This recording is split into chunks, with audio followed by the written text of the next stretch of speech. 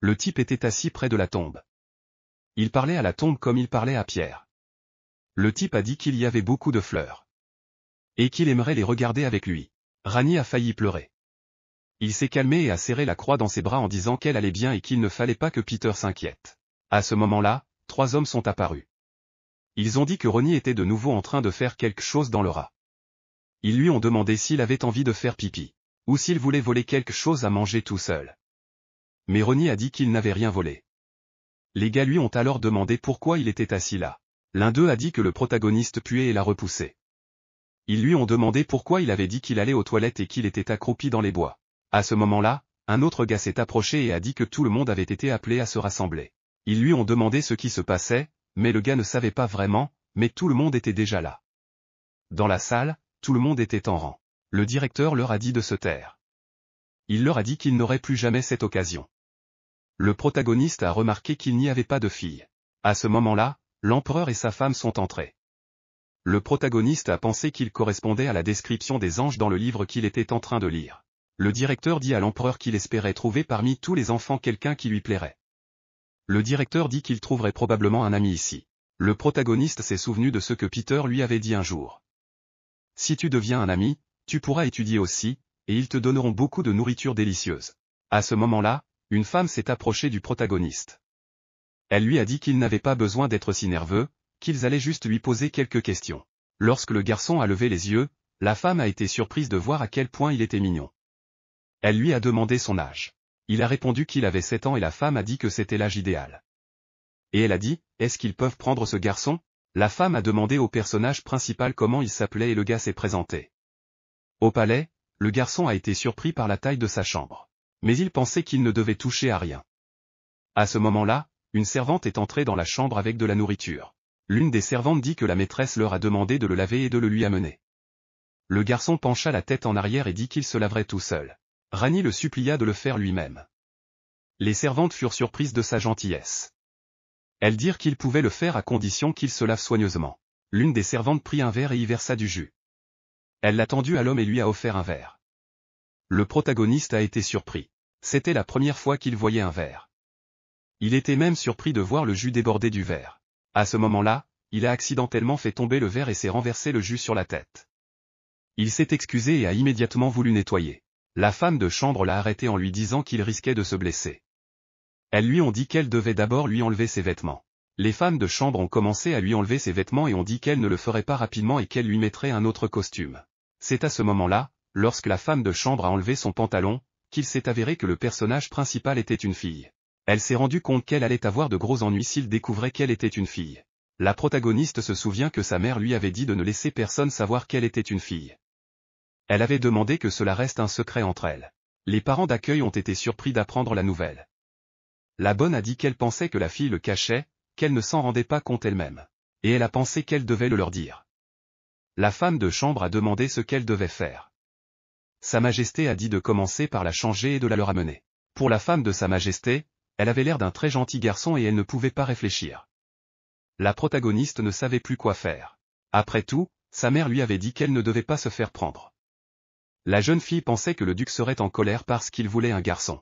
À ce moment-là, les servantes arrivèrent et dirent qu'elles allaient à la salle de bain. Le personnage principal n'avait jamais senti une eau aussi chaude. Elle ne s'était jamais baignée que dans une rivière. Elle ne comprenait pas pourquoi elles étaient si gentilles avec elle, car elle avait menti au duc. L'une des servantes prit une éponge et voulut essuyer le dos de la jeune fille. La protagoniste a essayé de s'y opposer et a dit qu'elle pouvait le faire elle-même. La servante lui a répondu que cela irait plus vite. Lorsque les servantes ont vu le corps de la jeune fille couvert d'échymoses, elles ont été très surprises. Plus tard, les servantes ont amené la jeune fille dans la chambre du duc. Le personnage principal s'est immédiatement agenouillé et a demandé pardon. Sa nouvelle mère s'est approchée d'elle et lui a dit de ne pas avoir peur et de ne pas l'appeler pour la punir. Lorsque la jeune fille s'est relevée, tout le monde a été surpris par sa beauté. C'est à ce moment-là que le fils du duc est entré. Il demanda à sa mère s'il était vrai qu'il lui avait donné un ami pour jouer avec lui. Sa mère lui dit qu'ils étaient sur le point de l'appeler. Mais le garçon a dit qu'il leur avait déjà dit qu'il n'avait pas besoin d'un ami. André a Marquet, le deuxième fils de duc Marquet. Lorsque le garçon a vu le personnage principal, il s'est approché d'elle et a demandé à sa mère s'il lui avait acheté une poupée. Mais le garçon a été choqué que Ronnie lui dise qu'elle était un être humain. La mère a expliqué à son fils qu'il voulait lui trouver un ami, mais qu'il s'agissait d'une fille. Le personnage principal s'est excusé auprès d'Andy et a dit que c'était arrivé comme ça. La fille a dit qu'il devait vouloir un ami, mais le garçon a répondu qu'il n'avait pas besoin d'un ami. La fille a demandé au garçon de ne pas la chasser. À ce moment-là, Andy a couru vers le père et lui a demandé de ne pas chasser la fille. Après tout, il se débrouillerait très bien avec elle. Le personnage principal était perplexe et ne comprenait pas de quoi il parlait. À ce moment-là, le duc s'est levé et a dit qu'il fallait cesser de parler. Il dit qu'il avait vu l'enfant et que cela suffisait. L'homme ordonna d'aller dans sa chambre parce qu'il était déjà tard. Sans le savoir, la protagoniste s'est fait des illusions. Mais elle pensait qu'elle ne pourrait pas être pardonnée. Après le départ de la jeune fille, la mère d'Andy a dit à son mari que la jeune fille aurait probablement des problèmes s'il la ramenait à l'orphelinat. Elle pensait qu'il y avait eu une erreur. Duc a dit qu'il ne pensait pas que c'était bien. Et que c'était impossible. Il a dit que vous ne pouviez pas être aussi gentil. Le duc s'est rendu compte que, comme il le pensait, il avait besoin d'une fille. Mais en réalité, il n'arrivait pas à croire qu'il y avait des enfants aussi adorables dans le monde. Le duc était très jaloux chaque fois que son ami se vantait de sa fille. Et il se trouve que celle qui a été enlevée à l'orphelinat est une fille. Le duc a dit que la fille resterait ici pendant un certain temps. Andy était heureux d'avoir enfin une petite sœur. Le duc dit que pendant ce temps, il déciderait d'accepter ou non le personnage principal dans leur famille. À ce moment-là, sa femme lui demanda s'il ne voulait pas la laisser partir, pourquoi il la traitait si froidement. L'homme n'a pas compris et a demandé ce qu'elle voulait dire. La femme précisa qu'il lui avait dit de retourner dans sa chambre avec une expression très craintive sur le visage. Le duc, surpris, expliqua qu'il voulait simplement qu'elle se repose, car elle avait l'air fatiguée. Andy demanda à son père ce que cela signifiait. Ce dernier avait un air très sévère sur le visage. L'action se déplace vers le personnage principal. Elle demande à la femme de chambre si elle est sûre. La servante lui transmet les paroles du monsieur qui lui dit qu'elle peut rester. Le personnage principal demande si elle sera alors l'amie du jeune maître. La servante répondit par l'affirmative et la jeune fille fut très heureuse. Elle pensait qu'on lui avait pardonné. La servante était en colère contre le protagoniste. Elle avait l'air d'une enfant ordinaire. La femme ne comprenait pas pourquoi ils avaient décidé de la garder, surtout une fille. Le personnage principal a dit qu'elle ferait tout. Elle pouvait nettoyer et arroser les fleurs. La servante répondit qu'elle ferait tout elle-même et qu'elle partirait bientôt. Roro pensa que, comme l'avait dit le jeune maître, le docteur se révélait merveilleux. Elle aussi voulait soigner les blessures des autres. C'était la première fois que la jeune fille pensait vouloir faire quelque chose. Le protagoniste a eu très peur, car la dernière fois, il était très en colère. La servante a dit à la jeune fille de ne pas contrarier le duc et de se calmer. Lorsque le duc est entré, il a demandé à la jeune fille si elle était bien reposée. Mais à ce moment-là, il a remarqué qu'elle n'était plus là. La servante dit que si l'homme cherchait l'enfant, il l'avait caché. L'homme s'approcha de la protagoniste et lui demanda si elle s'était bien reposée. La jeune fille répondit qu'elle s'était très bien reposée. Elle l'a remercié de l'avoir hébergée et lui a exprimé sa grande gratitude. Elle s'est excusée de ne pas pouvoir le dire tout de suite. Le duc ne comprenait pas comment cet enfant de 7 ans avait pu vivre en ayant si peur des gens. L'homme dit qu'il n'était pas là pour ses excuses. Il était là pour lui donner un nouveau nom. Le duc se souvenait avoir discuté avec sa femme du fait que le nom de Rani était plus approprié pour un garçon. Et pourquoi il ne devrait pas donner un nouveau nom au bébé. La femme avait dit que le duc avait voulu donner ce nom à son premier enfant. L'homme pensait que ce nom lui irait très bien. Le duc a dit à la fille que son nouveau nom était Rosnay. Ronnie Evelyn. La protagoniste sourit et dit que c'était un très joli nom. Elle remercia le duc. À ce moment-là, le duc se retourna et demanda à la servante si la jeune fille avait été placée dans cette chambre. Après que la servante l'a confirmé, l'homme a dit à la fille d'aller dans la chambre de Sophia. L'homme a dit qu'elle était prête à être occupée. La femme de chambre était très en colère et surprise car il s'agissait de la chambre de Sophia, la sœur cadette du duc. Elle ne comprenait pas que le duc veuille qu'elle donne la chambre à cette fille. Avant de partir, le duc s'arrêta et dit qu'il avait oublié un détail très important. La servante espère qu'il est sur le point de dire qu'il s'est trompé. Après tout, on ne peut pas donner une telle chambre à une orpheline d'un orphelinat. Le duc se tourna vers la jeune fille et lui dit qu'il l'appellerait Roro. Le protagoniste a fait un rêve terrible. Le directeur de la maison la réprimande pour avoir volé de la nourriture aux invités. La protagoniste a essayé de se justifier et a dit qu'elle ne l'avait pas fait. Mais le directeur lui a dit de se taire et l'a frappé. La servante regarda Roro endormi et ne comprit pas pourquoi la jeune fille était encore couchée dans son lit, car le soleil était levé depuis longtemps. La servante réveilla la jeune fille qui se leva immédiatement. La servante lui dit que Roro lui a fait peur et lui demande pourquoi elle s'est levée en sursaut. La protagoniste s'est calmée et a dit que ce n'était qu'un rêve. La servante a tapé sur la table et a demandé à Roro pourquoi elle était encore assise là, si elle n'allait pas se laver. On apporta de l'eau à la jeune fille pour qu'elle se lave. Elle est heureuse que ce qui s'est passé hier ne soit pas un rêve. La servante n'arrivait pas à croire qu'elle devait s'occuper de cet enfant. La femme pensait que la protagoniste n'était qu'une fille ordinaire, pas différente d'elle. La femme de chambre ne comprenait pas comment elle pouvait agir comme une princesse. La femme apporta des vêtements et dit que si la fille avait fini, elle devait se changer rapidement. Lorsque Roro vit les vêtements, elle fut subjuguée par leur beauté. La jeune fille ne se rendait pas compte qu'elle pouvait porter une telle chose. La servante a demandé à la jeune fille pourquoi elle se tenait là, car elle ne savait pas comment s'habiller. La protagoniste a répondu, effrayée, qu'elle pouvait tout faire elle-même.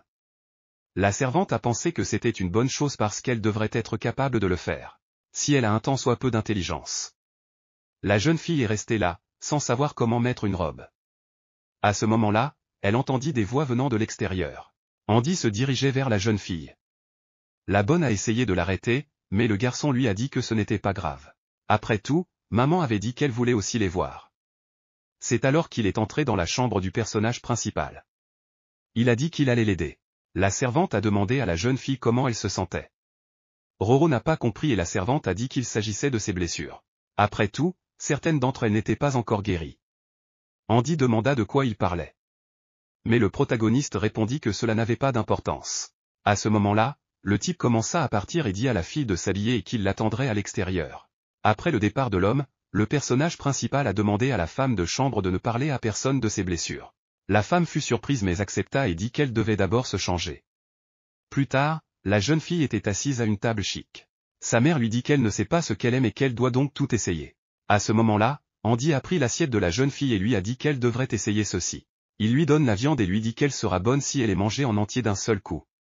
Le personnage principal n'avait jamais vu une telle assiette auparavant. Lorsque Roro commença à mâcher, tout le monde eut envie de lui caresser les joues. Lorsque le personnage principal a avalé la nourriture, elle a dit que c'était délicieux. Andy s'est réjoui et a dit qu'elle devrait finalement écouter son frère. Maman dit au garçon que son frère ne devrait pas être trop difficile sur ce qu'il mange. La femme a remarqué que le personnage principal mangeait bien ses légumes et a dit qu'elle était fière de lui. Andy a répondu qu'il était sur le point de commencer à en manger lui aussi. C'est alors que le garçon a remarqué la main de la fille. Il a dit qu'elle risquait de se salir. Il a essayé de remonter la manche de la fille et a vu les bleus sur son bras. Il lui a demandé ce qu'elle avait au bras. Le lendemain, le protagoniste se rendait quelque part avec le duc. Roro se frotta les yeux avec ses mains et à ce moment-là, le duc lui dit qu'elle ne devait pas faire cela et lui donna un mouchoir. La protagoniste est tombée à genoux et s'est excusée, demandant à ne pas être mise à la porte. Elle a dit qu'elle ne voulait pas lui montrer ses blessures. La fille s'est qualifiée de vile et a dit que cet endroit n'était pas pour elle. Dans le carrosse, le duc demanda à Roro s'il pouvait lui poser une question. La jeune fille a répondu par l'affirmative et l'homme a demandé si le directeur de l'orphelinat la gronderait ou la frapperait s'il la mettait à la porte.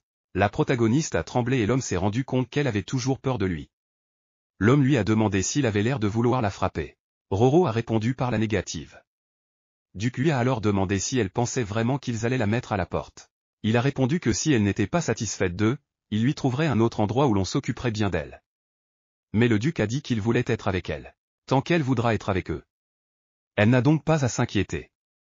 C'est alors qu'ils sont arrivés et que la protagoniste a réalisé qu'il se trouvait dans son orphelinat. Le directeur de l'orphelinat est apparu et a demandé au duc ce qui l'amenait ici. Il lui a demandé s'il était venu pour la fille cette fois-ci.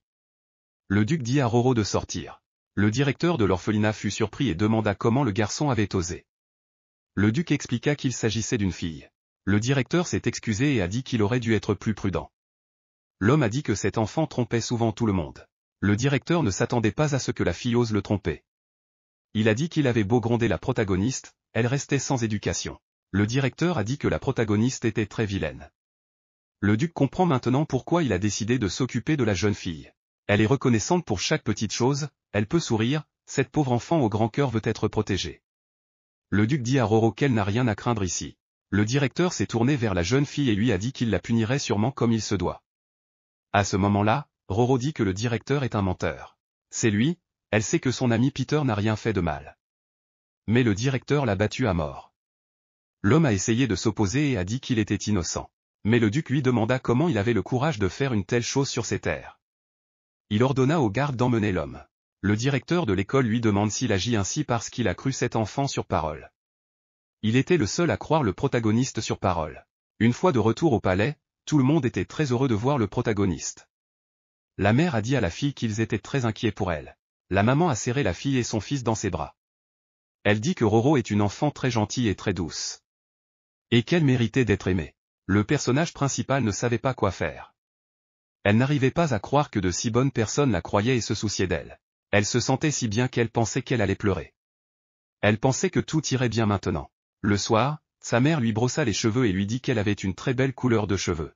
La femme se rendit compte que, très bientôt, ses cheveux seraient plus longs que ses épaules. Elle s'imaginait déjà à quel point ils seraient magnifiques. À ce moment-là, la femme lui a proposé d'appliquer un baume cicatrisant sur son corps et la jeune fille a accepté. Maman lui a dit que si elle le portait régulièrement, les blessures guériraient. Lorsque la femme a enlevé les vêtements, elle était contrariée par les bleus. La femme a demandé à la jeune fille pourquoi elle faisait semblant d'être un garçon à l'orphelinat.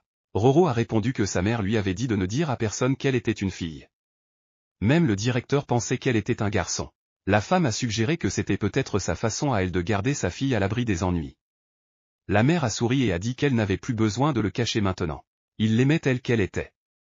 Le lendemain, le duc a remis les papiers à la jeune fille en lui disant qu'il s'agissait d'une preuve d'identité. Il a indiqué son propre nom en tant que garant. Alexander est marqué. C'est son nom. Il a montré le document et a dit que le nom complet de la jeune fille y figurait. Il y est également indiqué qu'il devient le tuteur de Rosney Evelyn Clive jusqu'à ce qu'elle atteigne l'âge de la majorité. L'homme a expliqué que Clive était le nom de famille de sa famille, mais que personne ne le porte aujourd'hui. Il a ajouté que cela aiderait la jeune fille à l'avenir. Par exemple, pour sa scolarité. La protagoniste a répondu qu'elle travaillerait très dur. Elle étudierait beaucoup l'écriture et tout ce que le duc a dit. Roro a dit que cela ne rendrait peut-être pas le duc si heureux. Alexandre demanda s'il était vrai qu'elle ferait tout ce qu'il dirait. La fille accepta et l'homme lui dit d'aller jouer. L'homme expliqua qu'Andy l'observait toujours et attendait une occasion de jouer. Duc a dit que ce n'était même pas à cause d'Andrea, que c'était juste le travail des enfants de courir et de s'amuser. Après le départ de la fille, Duc a regardé la pile de papier. Il savait qu'il ne pouvait pas parler car la situation ne s'y prêtait pas. Mais cela ne saurait tarder. Andy, allongé sur l'herbe, dit que jouer avec la fille était très amusant. Il lui demanda de faire une pause et de s'asseoir à côté de lui. Après que Roro eut accepté, le garçon lui demanda pourquoi elle continuait à l'appeler maître. Il lui a aussi demandé si elle ne voulait pas l'appeler frère. La protagoniste a répondu qu'elle ne pouvait pas être aussi impolie avec lui. Le type a souri et a dit qu'elle l'appellerait ainsi quand elle le pourrait. Roro s'assit sur l'herbe et dit qu'il fait très beau. Elle demanda à son frère si le ciel est très beau. Roro s'assit sur l'herbe et dit que c'est très beau. Elle demanda à son frère que le ciel est très beau, n'est-ce pas? À ce moment-là, elle a remarqué que le petit garçon s'était endormi. Elle voulut aller jeter un coup d'œil pendant qu'il dormait. En faisant le tour du lac, la jeune fille se rendit compte qu'il était très grand. Elle remarqua un arbre et pensa qu'en y grimpant, elle pourrait mieux voir tout ce qui s'y passait. Mais en grimpant, elle se rendit compte que l'arbre était très glissant. Elle n'arrivait pas à monter et décida de descendre. C'est alors qu'elle a vu un homme et qu'elle est tombée. Un inconnu l'a rattrapée et elle ne s'est pas rendu compte de qui il s'agissait. La jeune fille a remercié l'homme. À ce moment-là, elle entendit la voix d'Andy. Roro lui demanda de la laisser partir. À ce moment-là, Andy est apparu et a vu l'homme. Il a demandé à son frère ce que tu faisais ici. Le personnage principal fut surpris de voir qu'il s'agissait de son frère aîné. Au bout d'un moment, toute la famille était assise à table. La mère a demandé à Yus pourquoi il était venu et n'était même pas passé à la première heure. Mais le garçon lui a rappelé qu'il l'avait prévenu qu'il arrivait tôt. Il a dit qu'il était allé chercher Andrea et qu'il se demandait quel genre d'enfant le père avait écrit. Le personnage principal a été surpris par la beauté du garçon et s'est senti gêné. La mère de la jeune fille a dit qu'il n'avait pas eu le temps de lui dire, mais que c'était quand même bien qu'il y ait maintenant une occasion de faire connaissance. C'est Juris leur premier fils. Julie César est marquée. La jeune fille trouva que le garçon avait vraiment l'air d'un duc. Andy lui a demandé pourquoi elle ne mangeait pas. Julie était surpris que son frère appelle la fille une Roro. Andy lui dit qu'il pouvait l'appeler Roro. Julie dit alors à son père que c'était son surnom. Mais Alexandre a demandé si ce n'était pas bien. Le garçon a répondu que c'était bien et qu'il appellerait aussi la fille Roro. La protagoniste voulait se présenter gentiment. Mais cela s'est mal passé. Andy a donné un morceau de gâteau à la fille et lui a dit que c'était bon aussi. Quand la fille l'a goûté, elle était très contente parce qu'il était délicieux. À ce moment-là, elle a remarqué que tout le monde la regardait bizarrement. Mais seule Julie la regardait d'un air effrayant. Roro se tourna vers Andy. Il lui demanda si elle voulait jouer avec lui après le repas. Le protagoniste accepta et le gars dit que Juris pourrait jouer avec eux. À ce moment-là, le majordome arriva chez le duc. Il dit que les invités sont arrivés. La mère de la jeune fille fut surprise et demanda s'il n'attendait personne aujourd'hui. Le majordome a dit que c'était la duchesse Sophia. Mais il se corrige aussitôt et dit qu'il s'agit de la femme et de la fille du marquis. Sophia demande à la servante où se trouve son frère. On lui répondit que le duc et la duchesse prenaient le thé dans le jardin. La femme est surprise et demande s'ils ont des invités. Mais la servante répondit que le duc avait amené un enfant ordinaire. Lorsque la femme s'est approchée de la table, le duc lui a demandé ce qu'il amenait ici. Sophia a demandé quel genre de questions elle posait. Elle a répondu qu'elle venait toujours à cette période de l'année. Et elle a demandé quand elle pourrait voir ses merveilleux neveux. La femme a salué la mère de la jeune fille. Elle sera dit à Sophia qu'elle avait été prévenue de son arrivée et qu'il pourrait lui préparer une place à l'avance. Mais Sophia a répondu que c'était de sa faute si elle arrivait à l'improviste. C'est à ce moment-là que le protagoniste a remarqué la fille de Sophia et a pensé qu'elle ressemblait à un conte de fées. Julie lui dit de ne pas oublier de boire. La fille de Sophia a cru que le type lui parlait. Mais en fait, il s'adressait à Roro. Avant que Sophia n'arrive à table, la servante lui a dit que la fille était assez intelligente pour se faire passer pour un garçon. Sophia a répondu que son frère avait un cœur trop tendre et qu'il se laissait facilement tromper. La servante ajouta qu'en profitant de la confiance du duc, la jeune fille avait même reçu un nom noble. Sophia fut très surprise et la servante lui apprit également que le duc avait donné la chambre qu'elle utilisait habituellement à Roro. La femme pensait que la protagoniste ne savait pas à qui elle avait affaire. Elle voulait que la jeune fille s'en aille. Plus tard, Andy se promenait avec Roro. Le garçon se dit très déçu. Il a dit à la fille que c'était très difficile avec la tante et Lydia. Le garçon a dit que la tante était comme un professeur qui lui disait de s'asseoir tranquillement et de ne manger que des aliments sains. Lydia suit son frère partout et le traite comme un serviteur. Andy espérait vraiment qu'elle ne viendrait pas cette fois-ci. Le personnage principal était surpris qu'une si belle fille se comporte de la sorte. Andy dit à Roro que cela n'a plus d'importance. Maintenant, ils peuvent jouer ensemble. Pauline a dit qu'il y avait beaucoup de choses dans sa chambre. Il a attrapé la main de la fille et cela lui a fait mal. Le garçon lui demanda si elle s'était encore fait mal à la main. Assis devant le guérisseur, l'homme dit qu'heureusement elle n'était pas trop blessée. Le médecin demanda à nouveau à la jeune fille s'il était vrai qu'elle avait essayé de grimper à un arbre et la jeune fille confirma. Mais l'homme se rendit compte qu'il ne s'agissait pas d'une blessure récente. Il a demandé à la Roro si les bleus disparaissaient rapidement. La jeune fille a répondu que même si elle s'était cognée, les bleus guérissaient plus vite. L'homme réfléchit alors un instant. Il avait entendu dire que les blessures étaient très graves, et maintenant elles étaient presque invisibles. Il se souvint qu'il avait cru que la duchesse avait dit qu'elle avait appliqué un baume cicatrisant. Lorsqu'il avait demandé à la femme si elle l'avait vraiment utilisé, il lui avait répondu qu'il ne pouvait pas guérir les blessures. Il lui avait dit qu'il ne pouvait pas guérir toutes les blessures graves de la jeune fille. La femme a dit qu'elle souhaitait qu'elle guérisse rapidement. L'homme a caressé la tête de la jeune fille et lui a dit qu'elle devrait aller mieux maintenant. En partant, il lui a dit de l'appeler si elle se sentait malade. L'homme a pensé que le personnage principal était aussi gentil et doux que le duc. Elle avait l'habitude de ne penser qu'à réduire la douleur. Tout cela grâce au duc, à la duchesse et au jeune maître.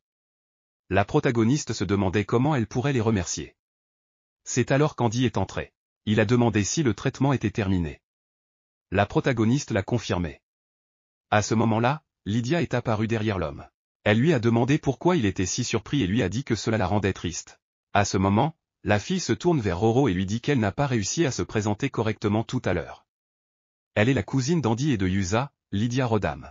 Elle l'avait déjà dit et c'était triste qu'il n'y ait pas de fille de son âge au palais, alors elle était très heureuse de la rencontrer. Lydia a donc proposé un moment réservé aux filles. Le personnage principal a été surpris et Lydia lui a dit qu'elles iraient prendre le thé toutes les deux. Roro pensa que contrairement à elle, Lydia était une vraie dame. En la regardant, la jeune fille pensa qu'elle n'était pas encore à sa place. Le personnage principal accepta et Lydia lui proposa d'aller dans sa chambre, puisque tout y était prêt. Andy fut surpris d'être laissé comme ça et pensa qu'il devrait peut-être le dire à son frère. En entrant dans la chambre, le personnage principal fut surpris de voir qu'elle était si grande. S'asseyant à la table, Lydia dit que la femme de chambre apporterait le thé et le dessert. La servante apparut et apporta le thé et les amuse-gueules. Lydia proposa à Roro de goûter le thé fait avec du citron vert cultivé chez elle. La protagoniste a pris la tasse et s'est dit qu'elle devrait faire attention parce que le thé était chaud. Mais la jeune fille s'étonna que la servante la regarde ainsi. À ce moment-là, Lydia se tourna vers la femme de chambre et lui dit qu'il n'était pas gentil de regarder une invitée de cette façon. La femme s'excusa, mais demanda comment il était possible, en tant que fille de la famille du duc, de tenir une tasse à deux mains et de faire des bruits aussi forts. La servante a répondu qu'elle ne connaissait même pas les pièces de monnaie de base, afin d'humilier Lady Lydia qui partageait un repas avec le protagoniste. À ce moment-là, Lydia dit à la servante d'arrêter. Celle-ci a répondu que le fait de ne pas savoir n'était pas un crime. et elle a demandé si c'était la faute de Ronnie. Mais à ce moment-là, Julie est entrée et a demandé ce qui se passait.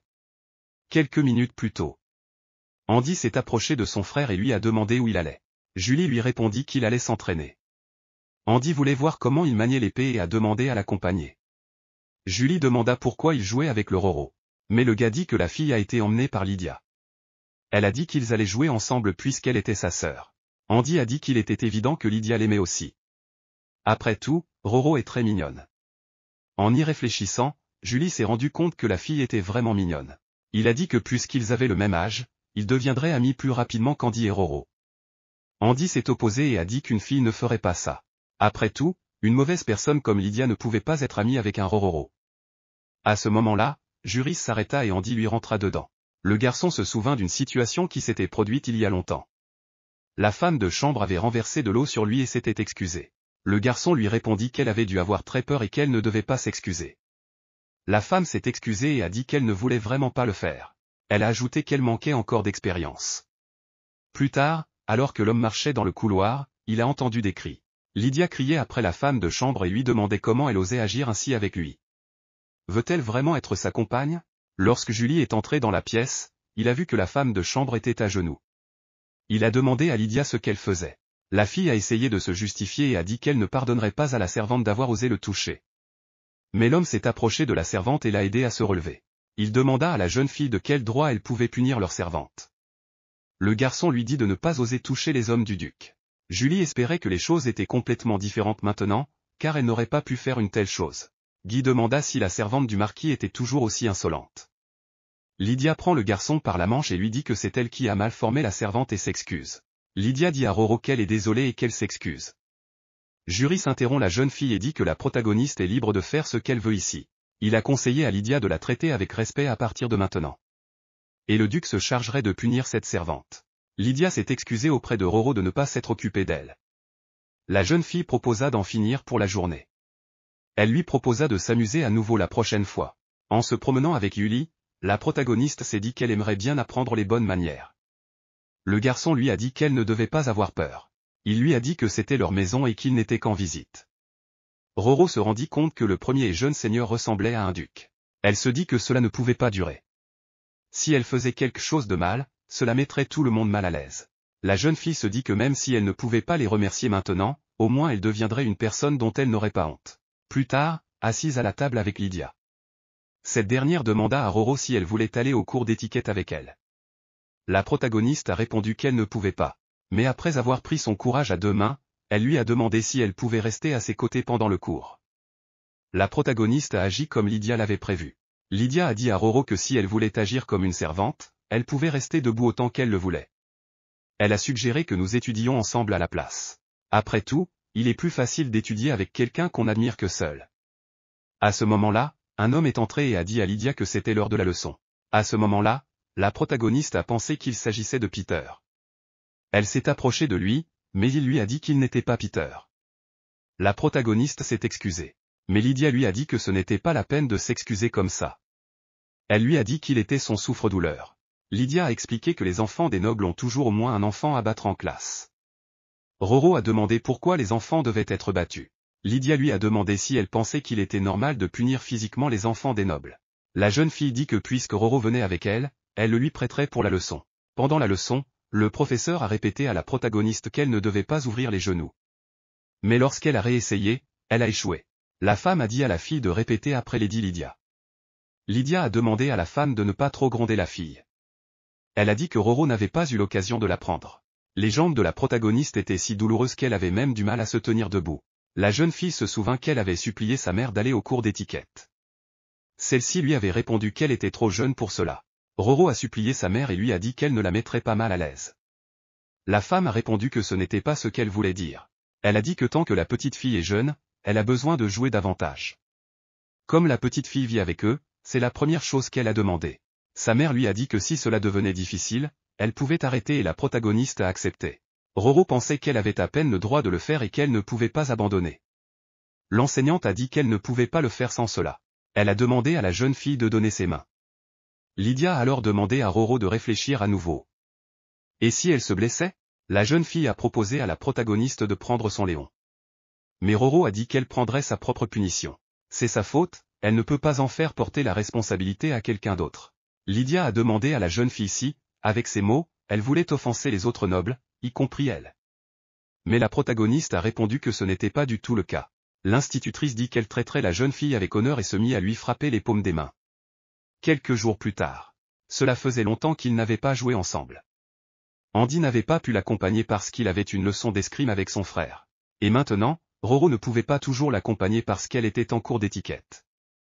Le jeune homme se rendit compte qu'ils étaient soudainement très occupés. En entrant dans la pièce, il dit que cela faisait longtemps qu'ils ne s'étaient pas vus. Mais en regardant la fille, il avait vraiment peur.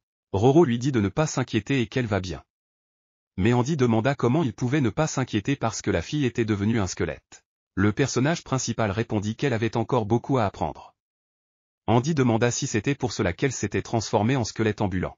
Il a demandé qui l'avait fait. À ce moment-là, la protagoniste a pleuré et le garçon a été très surpris. Il a demandé qui avait osé la faire pleurer. Mais la protagoniste l'a calmée. C'est alors que Julie est apparue. Il a dit à Andy que si tu éparpillais de la nourriture sur le sol, maman jurerait. Mais quand il a vu toute la scène, il a été un peu surpris. Roro a commencé à s'enfuir. Elle pensait qu'elle ne pouvait pas être vue ainsi par le premier jeune maître. Elle ne voulait pas être vue comme ça. Mais Julie l'a attrapée et ne l'a pas laissée s'enfuir. Il a dit qu'il l'écouterait d'abord. Le type a demandé à la Roro si elle était sûre de ne rien vouloir dire. Andy a dit que la laisser dire que son grand frère ferait peur à tout le monde. Mais Roro a dit qu'elle ne se sentait pas bien. Andy lui a demandé si elle avait mal et si elle pouvait aller chez le médecin. À ce moment-là, Julie remarqua les blessures sur les bras de la jeune fille. Il dit à Andy d'aller chercher le panier de Paul et d'apporter plus d'encas. Andy a été surpris et a demandé si c'était important maintenant. Mais Julie lui a demandé s'il avait oublié comment il avait jeté la nourriture dans la pièce. Quand le gars est parti, Julie a dit à la fille qu'elle n'avait pas besoin de le cacher. Roro a répondu qu'elle ne savait pas de quoi il parlait.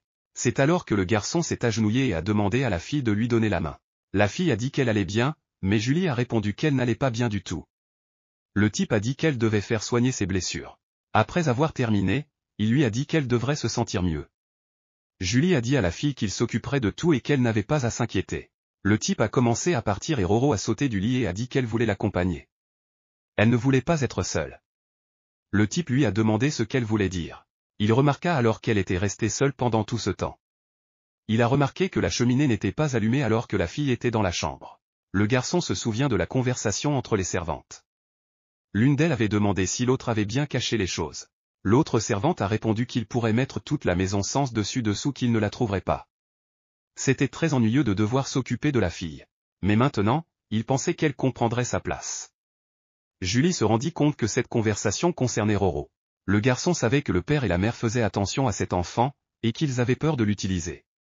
Maintenant, le garçon comprenait ce qui se passait. La servante vint trouver le Pelsera et lui dit que le jeune maître avait dit que c'était important. Il demanda à sa mère d'aller dans la chambre du Roro.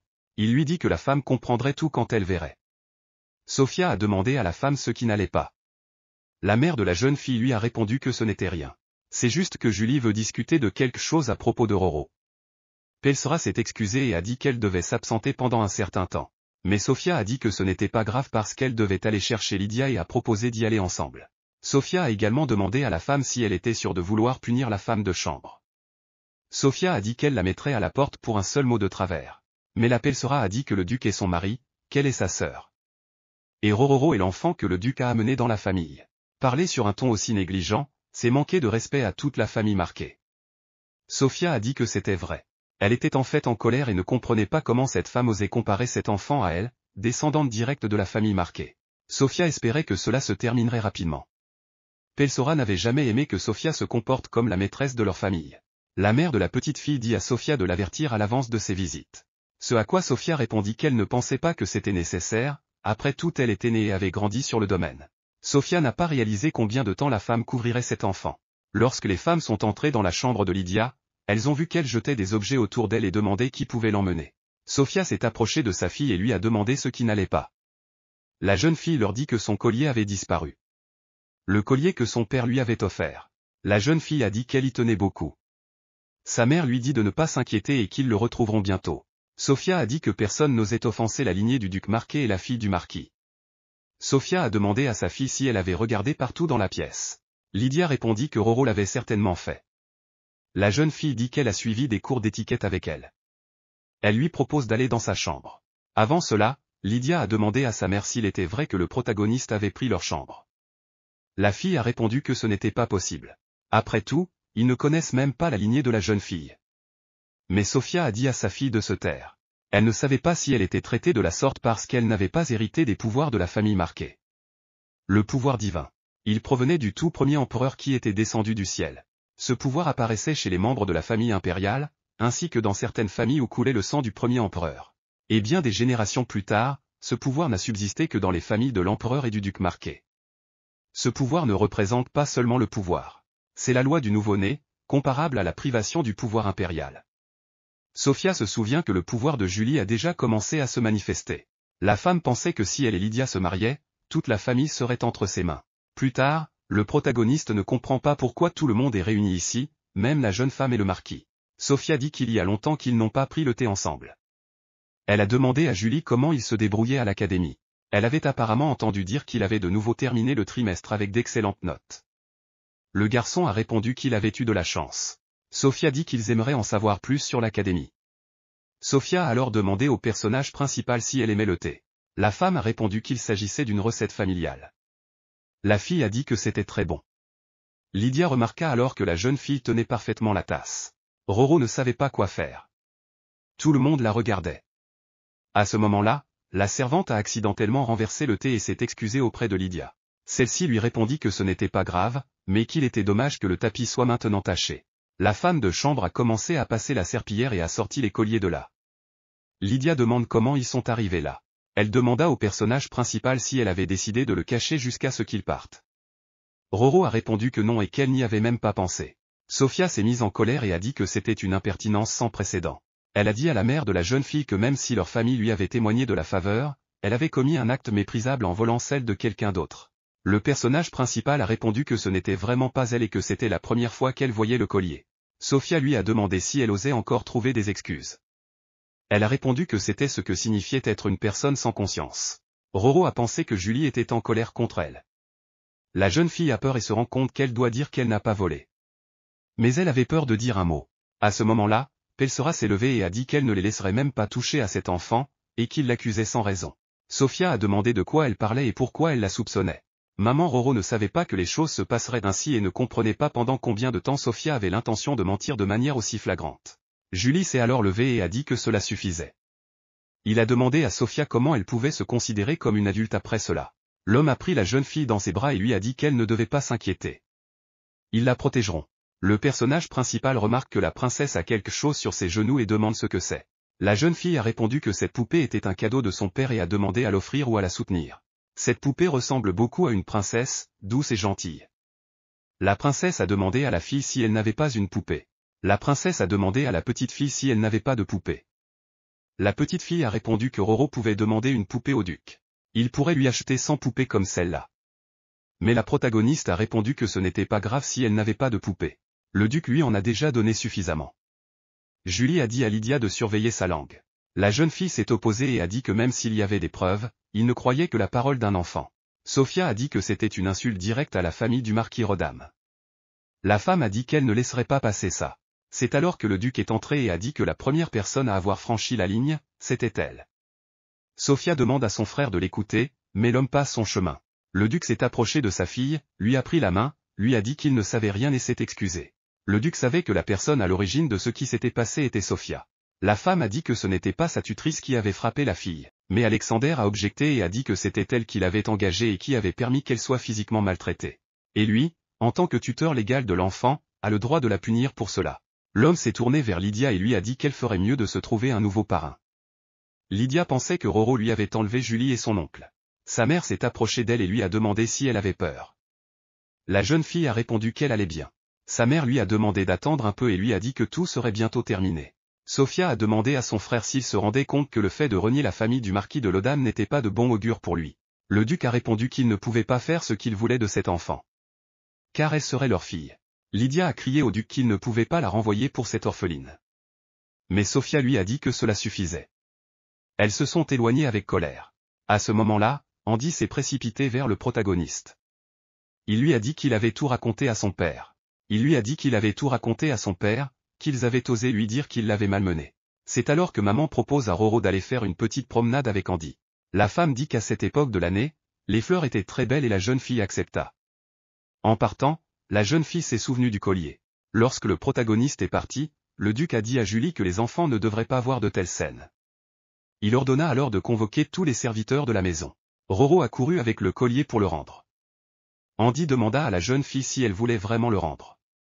La protagoniste répondit qu'il avait l'air très cher et important. Son frère lui répondit qu'une telle gentillesse pouvait être un désavantage pour elle. Lorsqu'ils sont sortis, Lydia s'est mise à courir vers eux. Elle a demandé à la fille comment elle avait osé prendre sa place et qui elle était. Lydia a failli frapper la fille mais Andy l'a couverte.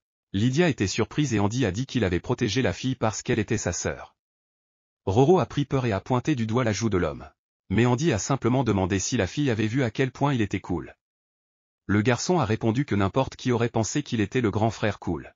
Mais Roro s'est inquiété et a dit qu'il fallait soigner la blessure le plus tôt possible. Lydia a demandé à la fille si elle ne se rendait pas compte que son existence même était une gêne pour cette famille. Andy s'est mis en colère et lui a dit de se taire. Il a dit qu'il ne la laisserait pas faire quoi que ce soit. Mais le personnage principal l'a arrêté et s'est approché de Lydia. Elle lui a donné le collier et l'a remercié d'avoir pu apprendre beaucoup d'elle. Roro a dit qu'elle prendrait les paroles de Lydia à cœur. Elle essaiera de ne jamais mettre les gens mal à l'aise. Roro dit que Lydia n'avait pas à s'inquiéter de cela. Les servantes furent surprises par ce rassemblement soudain et ne comprirent pas ce qui n'allait pas. Elles pensaient que quelqu'un avait soudainement fait quelque chose de mal. La tutrice d'étiquette était en train de ranger ses affaires après le départ soudain de Mr. et Milady. Mais elle ne comprenait pas pourquoi elle se trouvait là, maintenant, comme un homme en attente d'une punition. La servante qui avait toujours été gentille avec le protagoniste se rendit compte que le duc et la duchesse avaient fini par la prendre. Toutes les servantes se demandaient pour quelle affaire elles avaient été convoquées. Mais la servante qui avait toujours été gentille avec Roro se souvint qu'une autre servante avait pris du bois de chauffage dans la chambre du protagoniste en disant qu'il y avait déjà assez de bois de chauffage. Elle se souvenait aussi qu'une des servantes avait dit que la petite fille devait être en train de rugir et de faire du bruit. Une autre servante avait demandé comment la petite orpheline osait se faire passer pour une princesse. La jeune fille voyait tout cela, mais ne pouvait rien y faire. Elle pensait qu'elle devait juste mieux traiter Roro. Mais comme elle s'y attendait, elle fit une erreur. L'esclave personnel de Lydia se souvint de sa rage et se mit en colère contre la servante qui n'avait pas apporté ce que la jeune fille avait demandé. Le garçon a essayé d'arrêter Lydia en disant qu'il s'agissait de la maison du duc et qu'elle ne pouvait pas gâcher ses biens. Mais la fille l'a giflé et lui a dit qu'il était un esclave venu d'un autre pays et lui a demandé comment il osait ouvrir la bouche. La jeune fille lui a dit de se retirer de sa vue. Elle lui dit qu'ici, c'est elle qui décide de leur sort, jusqu'à la vie et la mort. À ce moment-là, le duc est entré et leur a demandé s'ils savaient pourquoi il les avait convoqués ici. Alexandre s'approcha de la préceptrice et lui demanda de lui dire ce qu'ils avaient fait de mal. La femme baissa la tête et dit qu'elle ne savait pas pourquoi ils avaient été convoqués ici. Mais le duc dit qu'elle avait imprudemment utilisé des châtiments corporels sur l'enfant qui allait bientôt faire partie de la famille marquée. L'homme lui demande si elle admet sa culpabilité. La femme dit qu'elle n'a fait qu'obéir aux ordres de la duchesse Sophia. Le duc lui a alors demandé comment elle osait l'appeler duchesse. La marquise ne porte plus ce titre depuis longtemps. Alexandre lui a demandé si elle avait l'intention de se moquer de la famille Marquesa. Le duc lui retire ce statut que lui avait donné le précédent duc Marquet et ordonne qu'elle soit expulsée du domaine. Bien sûr, on peut penser que le bannissement est exagéré, mais si le duc n'avait pas réagi aussi durement à la situation, l'enfant aurait pu subir le même sort. L'enfant pourrait à nouveau être confronté à la même épreuve. Alexandre dit qu'il va les convoquer un par un et les interroger sur leurs fautes. Et comme il ne tolérerait pas de mensonges sur l'ensemble de la formation. L'action se déplace vers le personnage principal. Andy lui dit que bien qu'elle ait sincèrement voulu récupérer son collier, elle l'a jeté. Le type a arraché le collier à Roro et lui a proposé d'oublier. Il a dit qu'il ne s'en soucierait plus et a jeté les colliers. C'est alors que la fille se souvint de soigner la blessure du garçon. Mais Andy dit qu'il se sentirait mieux si elle l'appelait frère. Mais la jeune fille a répondu qu'il serait beaucoup plus efficace d'appliquer de la pommade. À ce moment-là, la protagoniste a remarqué que les servantes quittaient le manoir avec l'esclave personnel de Lydia. Elle ne comprenait pas où elles allaient et pourquoi ce garçon ne suivait pas la jeune fille. Lorsque Roro vit la servante qui était toujours gentille, Roro courut vers elle et lui demanda où ils allaient. C'est alors que le majordome s'est approché et a demandé au personnage principal si elle connaissait la servante. La jeune fille répondit qu'elle avait été gentille avec elle depuis qu'elle était arrivée ici. Le majordome dit que, sur ordre du duc et de la duchesse, ces personnes ont été renvoyées. Roro pleure et ne veut pas laisser partir la servante. La mère de la jeune fille regarde les documents qui décrivent toutes les fautes commises par les servantes. Elle ne comprenait pas comment elle pouvait maltraiter un enfant de manière aussi cruelle. Elle se dit qu'elle aurait dû surveiller la petite fille de plus près. Le duc dit qu'il est lui aussi coupable de ne pas s'être occupé de la situation. Julie demande à son père s'il est sûr de ces punitions. Alexandre répond que oui, elles serviront d'exemple à tout le monde. Ils ont renvoyé tout le monde sans leur donner de lettre de recommandation, ce qui revient à les priver de la possibilité de trouver un autre emploi similaire. Mais le garçon a dit à son père que ces punitions étaient trop clémentes. Pour que quelqu'un fasse une telle chose à une fille aussi innocente. Mais la mère s'est approchée du garçon et lui a dit que cette punition serait suffisante. La femme a dit que Roro était déjà capable de pleurer pour des broutilles, une punition excessive, au contraire, ne pourrait qu'aggraver les choses. Ils ont pensé qu'il valait mieux lui cacher la punition. À ce moment-là, le majordome fait irruption dans la pièce. Il leur raconte ce qui s'est passé. Lorsque la duchesse sortit, elle se précipita vers la jeune fille et lui demanda de ne pas renvoyer la femme de chambre. La jeune fille lui répondit qu'en avait été bon avec elle pendant tout ce temps. Et si elle n'avait pas été là, c'était pour elle. Maman a accepté et a proposé d'essuyer ses larmes pour commencer. La duchesse s'est excusée auprès de la femme de chambre et a dit qu'il semblait y avoir un malentendu. La duchesse dit que la femme de chambre aurait dû lui dire plutôt qu'elle était innocente. Elle lui demande pourquoi elle a gardé le silence.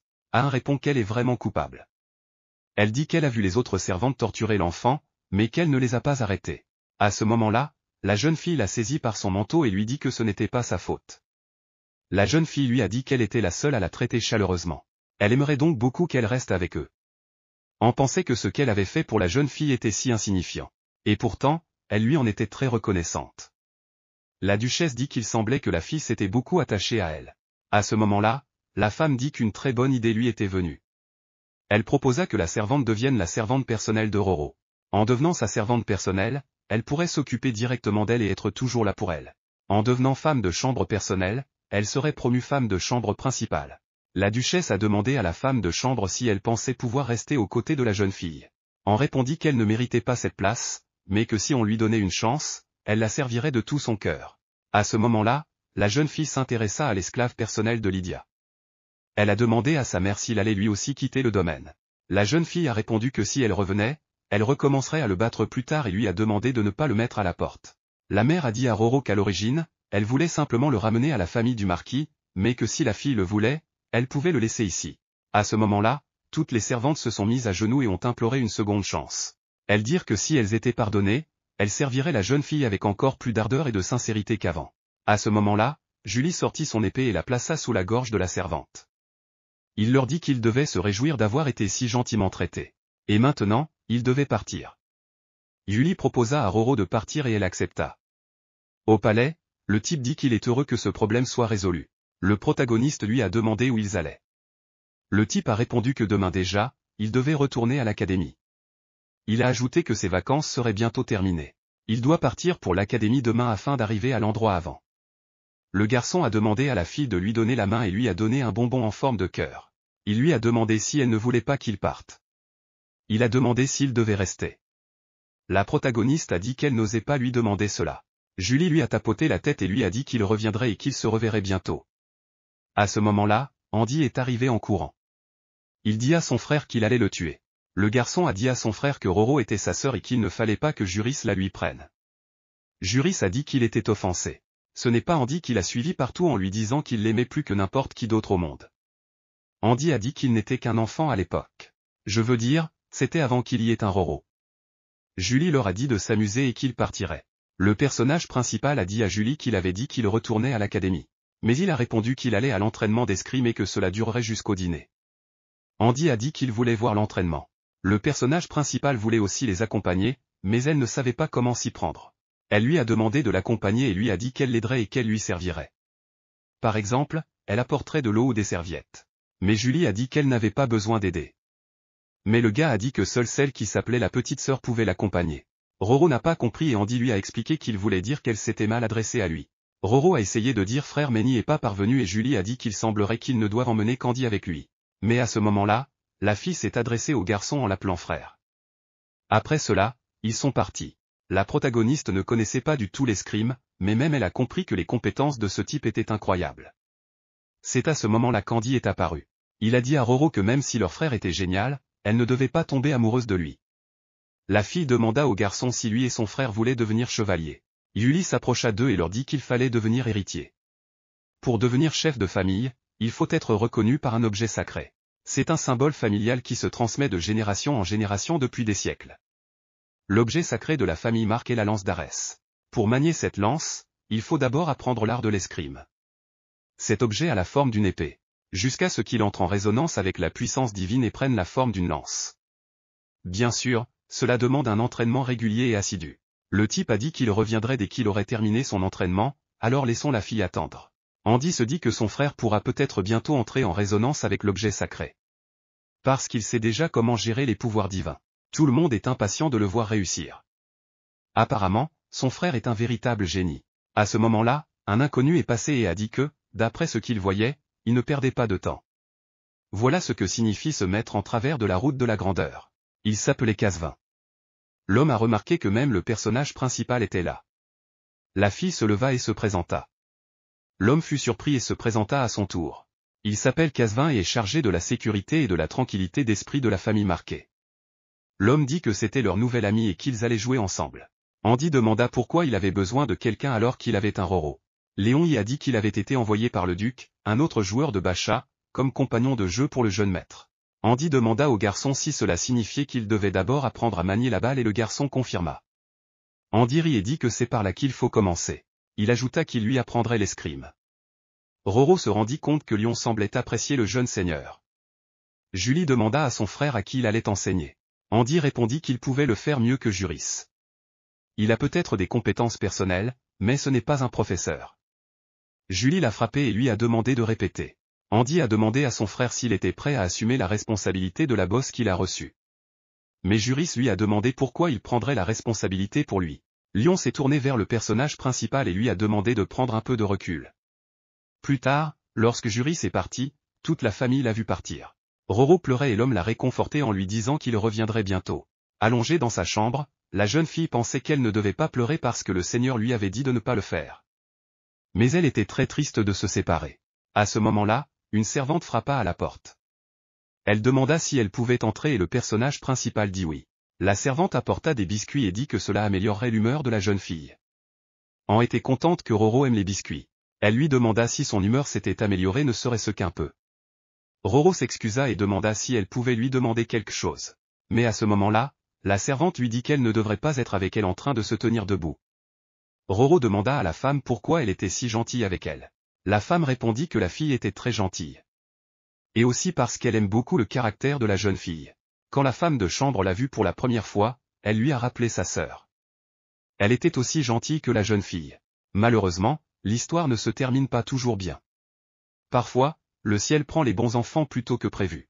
Parce que sa sœur était trop gentille et bonne, elle est décédée à un très jeune âge. Roro a failli pleurer et la servante l'a calmée en lui disant qu'elle allait bien et qu'elle n'avait pas besoin de faire cette tête. Roro prit la main de la servante et lui dit qu'elle aussi avait une très bonne amie qui avait quitté ce monde. Elle allait donc devenir médecin et aider les enfants.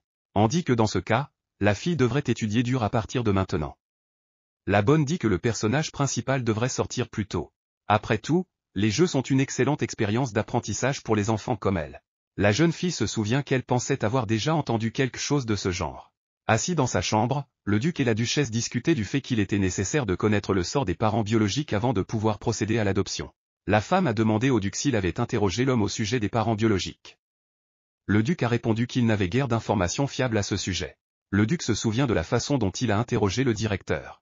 Le directeur a dit que, s'il se souvenait bien, la femme avait dit qu'en confiant l'enfant, elle l'avait qualifié d'inestimable. Elle lui avait demandé de bien s'occuper de lui, avait-elle dit. Chaque enfant est précieux pour ses parents. Mais il est rare que l'on entende dire d'un enfant qu'il est précieux. La duchesse a dit à son mari de prendre son temps. Pour l'instant, ils sont heureux d'être près de ce bébé. Au bout d'un moment, le protagoniste s'est assis à la table. Le professeur a écrit son nom sur le papier et a demandé à la jeune fille si elle pouvait le répéter. Après la première tentative, la fillette a réussi. Elle sera fit tant d'éloges à l'enfant que la femme se demanda qui était cette petite fille. C'est la gouvernante, la vicomtesse Florent. Auparavant, la duchesse a remercié les femmes d'avoir accepté de venir. Florent dit qu'elle ne peut pas lui dire dans la demande. La femme a demandé à la duchesse si elle était sûre qu'elle demandait au moins que les classes avancent lentement. La mère de la petite fille répond que oui, ils ont décidé de commencer les cours parce que la petite fille voulait apprendre. Mais elle pense que pour des enfants de cet âge, il est plus important et préférable de jouer que d'étudier. L'attitude de Thiago face à l'apprentissage est incroyable. L'enseignante propose à la petite fille d'essayer d'écrire le nom d'autres personnes. Roro a demandé s'il pouvait commencer par le nom de Julie. Le professeur a été surpris et lui a demandé si elle voulait vraiment écrire son nom. L'élève a pensé qu'à l'âge de la jeune fille, n'importe qui serait amoureux de Julie. Et la femme se rendit compte qu'il semblait que Pelle sera envisagé même de l'adopter. Au bout d'un moment, la femme de chambre préparait le protagoniste à sortir en ville. La femme a dit qu'elle devait acheter des choses pour Monsieur Andreillet, en même temps, voir ce qui se passait dans les rues. La femme a demandé si c'était la première fois que la jeune fille sortait en ville. Roro a répondu qu'elle était impatiente. Anne répondit qu'elle était également impatiente. Le personnage principal a demandé à la femme de chambre où elle voulait aller en premier dans la ville. Mais la femme répondit que la jeune fille n'irait pas avec elle, mais avec le duc de Madame, le jeune gentleman. Roro fut surpris et demanda pourquoi elle était si excitée. La servante répondit qu'elle était excitée à l'idée de sa sortie. Laconique expliqua que la première sortie est toujours fêtée. Elle a en tête beaucoup de styles qu'elle aimerait essayer sur les filles. Plus tard, le duc frappe à la porte de la chambre de la protagoniste et lui demande si elle est prête. L'homme a répondu qu'il restait encore beaucoup de temps et qu'elle pouvait donc prendre son temps. Mais la femme de chambre est sortie et a dit qu'il venait juste de se préparer pour aller voir la jeune madame. Lorsque tout le monde a vu le personnage principal, ils ont été hypnotisés par sa beauté. Andy a couru vers la fille et a dit qu'elle était très mignonne, et qu'aujourd'hui elle était encore plus mignonne. À ce moment-là, le gars s'est souvenu qu'il y avait une expression à utiliser dans ces moments-là. Il a dit qu'il ne donnerait sa petite sœur à personne. Maman a demandé au garçon où il avait entendu cela. Andy répondit qu'on disait que de telles lignes se trouvaient dans les romans que lisaient les femmes de chambre. Le personnage principal ne comprenait pas à qui il ne voulait pas la donner. Le duc prit la fille de science et lui suggéra de partir. Lorsque Roro monta dans la voiture, elle fut très surprise. Andy demanda à la jeune fille si tout cela était nouveau pour elle. La protagoniste répondit que c'était la première fois qu'elle se trouvait dans un tel endroit. Son frère lui dit de le suivre. Il lui montrerait toutes sortes de choses intéressantes. Le duc trouve que son fils est bon. Il devait s'assurer que Roro ne se rende compte de rien. Que le véritable but de leur voyage n'était pas seulement de se promener. Avant de partir, le duc et la duchesse ont discuté de quelque chose. Le duc a dit qu'elle avait entendu dire que la petite fille avait commencé les cours aujourd'hui. L'épouse a dit que Florent était un ami proche depuis l'époque où elle était à l'académie. Elle était donc certaine qu'elle s'occuperait bien de leur petite fille. À ce moment-là, la femme a commencé à parler. Elle a révélé qu'après cet incident, elle avait tout oublié. Roro n'a pas un seul objet à elle dans leur maison. Tous les objets qu'elle avait utilisés et portés pendant tout ce temps avaient été achetés au cas où ils auraient une fille. Mais Roro ne les possède pas. Et comme elle n'a pas d'affaire à elle, les servantes ont pu penser que cet enfant ne resterait pas longtemps dans cette maison. La mère de la petite fille lui a donc proposé d'emmener les enfants avec elle le matin et d'aller faire des courses. Mais le duc a dit que la fillette refuserait probablement d'y aller s'il disait qu'ils allaient faire des courses pour elle. Mais la duchesse a une idée. Elle voulait dire à la petite fille qu'ils allaient voir des choses pour Andy. Ensuite, elle lui dirait qu'elle doit se conformer au code vestimentaire d'Andy et elle lui montrerait des tenues. Et il y aura forcément quelque chose qui lui plaira. Tout se passe comme prévu. La protagoniste s'assoit dans la boutique et jette des vêtements. Tout le monde lui propose des idées de vêtements et pense qu'ils lui plairont. C'est alors que le duc leur dit d'arrêter, car la fille a peur d'une telle chose.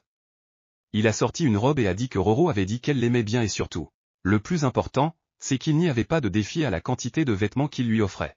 Après tout, ils avaient dit qu'ils allaient acheter des choses pour son frère. Alors pourquoi lui ont-ils demandé? La mère a demandé à la fille si elle aimait quelque chose. La fille a dit que c'était beau. Mais ils sont venus ici pour acheter des choses pour son frère. Elle ne pensait donc pas que les vêtements lui iraient. Andy a dit qu'il était toujours avec la fille et que si elle aimait quelque chose, il l'aimait aussi. La fille sortit un arc et demanda à son frère Kim. Elle dit qu'il lui irait probablement très bien. Duc dit qu'elle a choisi ce qui conviendrait à un gars et propose de choisir quelque chose pour elle. Roro fut surprise et dit qu'on lui avait déjà offert un beau ruban. Mais son frère lui a dit qu'il voulait que son image corresponde à la sienne. Ainsi, tout le monde saurait qu'elle est sa sœur. Le garçon suggéra que la fille en choisisse une pour elle d'abord et qu'il choisisse ensuite son image. Roro a dit qu'elle ne pouvait pas choisir ce qu'elle voulait. Le duc a dit qu'il n'y avait rien à faire. Il a appelé le vendeur et lui a dit qu'il paierait tout. L'homme a dit qu'il n'y avait pas d'autre solution, parce qu'il ne savait pas ce que la fille aimait. Le protagoniste a eu peur et a dit que s'il dépensait autant, cela leur apporterait quelques ennuis. J'ai répondu que, puisque c'était le cas, son avis serait très utile. Le duc a dit à la jeune fille de lui montrer ce qu'elle aimait, puis il a acheté la chose et c'est tout. Le personnage principal a regardé les chaussures offertes par Andy. Le garçon a également dit à son père qu'il les aimait bien. Maman a demandé à Roro si elle les aimait. Le personnage principal a dit que oui et qu'il aimait les chaussures. Pelser a dit que la fille avait de très jolies chaussures. Andy mit un nœud sur le nœud que le personnage principal lui avait donné et dit qu'ils étaient comme un couple. La vendeuse dit qu'ils allaient payer. À ce moment-là, le duc lui a chuchoté à l'oreille de prendre des vêtements qui iraient avec ses chaussures. Il lui a demandé de le faire sans que la petite fille s'en aperçoive. La vendeuse a dit qu'elle essayait mais qu'elle ne savait pas si elle y arriverait. Andy Pavel a pris le personnage principal pour lui. Il dit que si vous allez par là, il y a un marché. Lorsqu'ils y sont arrivés, il y avait beaucoup de délicieuses choses à grignoter. Le garçon a essayé de demander à sa mère, mais elle a refusé. Elle lui a demandé s'il allait les manger et ne plus manger du tout. Mais le garçon a répondu qu'il n'était plus un enfant. À ce moment-là, il a attrapé le personnage principal et a couru avec elle.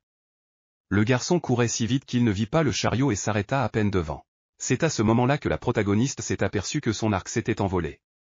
Elle ne savait pas quoi faire, car on s'était efforcé de le tresser. En courant dans la ruelle, la jeune fille se rendit compte qu'elle était toute seule. À ce moment-là, un garçon s'est approché d'elle et lui a demandé si le ruban était le sien. Roro l'a attrapé, mais le garçon ne l'a pas laissé faire. Po s'est excusé et a dit que la fille était vraiment mignonne et qu'il voulait l'embêter un peu. Le type lui a tendu la main et lui a dit de le prendre. La protagoniste est restée bouche bée et le type lui a demandé si elle ne le prenait pas parce qu'elle voulait rester plus longtemps avec lui.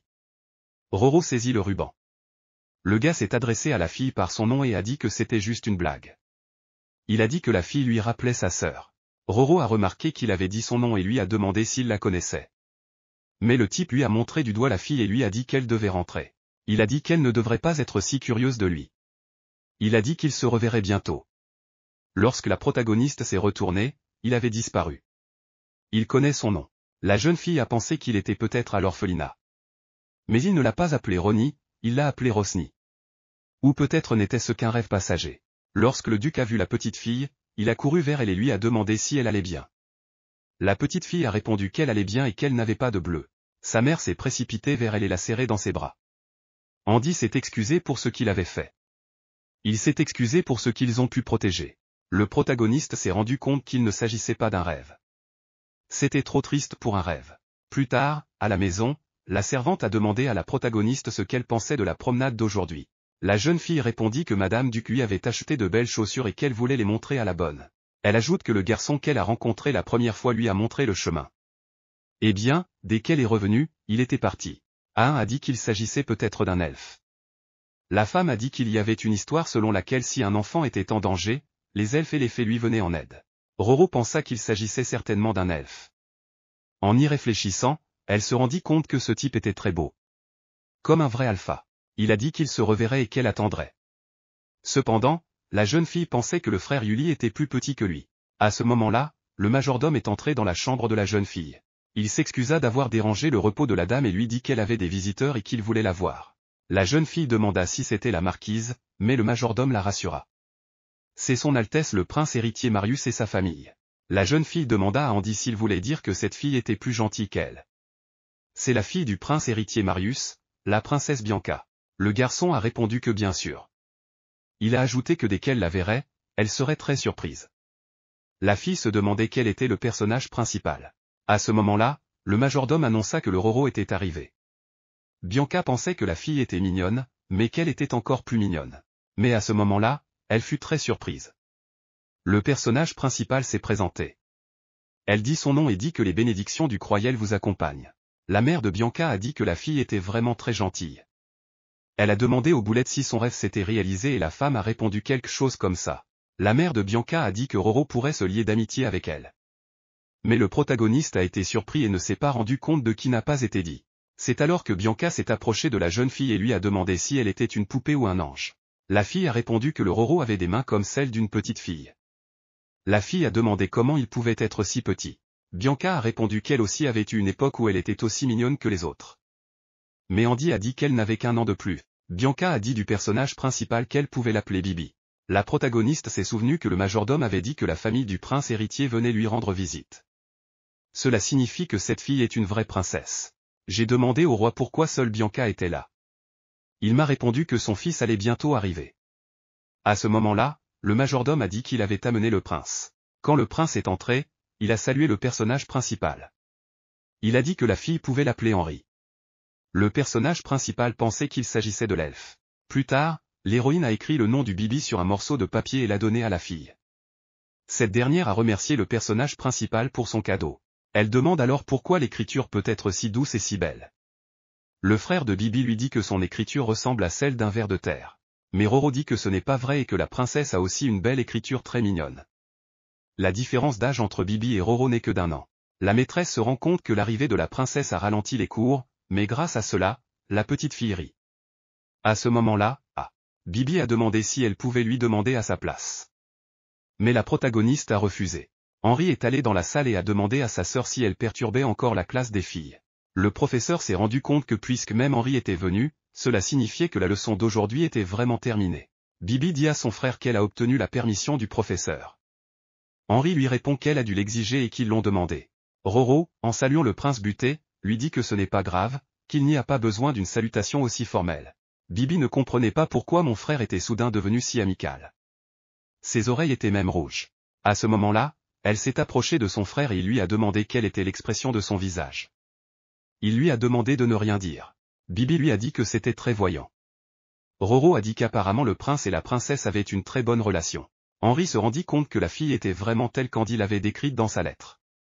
Alors que la jeune fille s'était perdue, il la vit monter dans une calèche. Il lui a demandé de s'arrêter. Mais je ne m'attendais pas à ce qu'elle soit beaucoup plus gentille qu'Andy ne l'avait décrite. Le prince demanda à Roro si elle étudiait la musique. La femme répondit qu'elle étudiait la notation des notes. Le garçon répondit que pour bien lire et écrire les notes, il fallait écouter beaucoup de bonne musique. Il a proposé de l'aider un peu. L'enseignante a accepté et a dit que cela aiderait beaucoup les filles. Bibi lui a dit que son frère jouait très bien du piano. Le protagoniste attendait sa représentation. C'était la première fois qu'elle entendait des sons aussi beaux. Si beaux qu'il faisait même battre son cœur plus vite. Roro pensait que son cœur avait battu aussi fort cette fois-là. Mais elle se rendit compte que c'était un peu différent à l'époque. Le professeur a dit que c'était une très belle performance. Le personnage principal a dit que c'était merveilleux et a demandé comment il pouvait produire des sons aussi beaux. Le garçon a répondu que c'était parce qu'il étudiait beaucoup la musique. Il lui dit que si elle le souhaite, il peut lui envoyer le professeur qui lui a enseigné. Le panier expliqua que puisque ce professeur enseignait à la famille impériale depuis les temps anciens, il était probable qu'il soit très doué pour enseigner à la jeune fille. La protagoniste fut surprise et demanda si elle pouvait apprendre d'une telle personne. Henri répondit que bien sûr, ce n'était pas pour rien.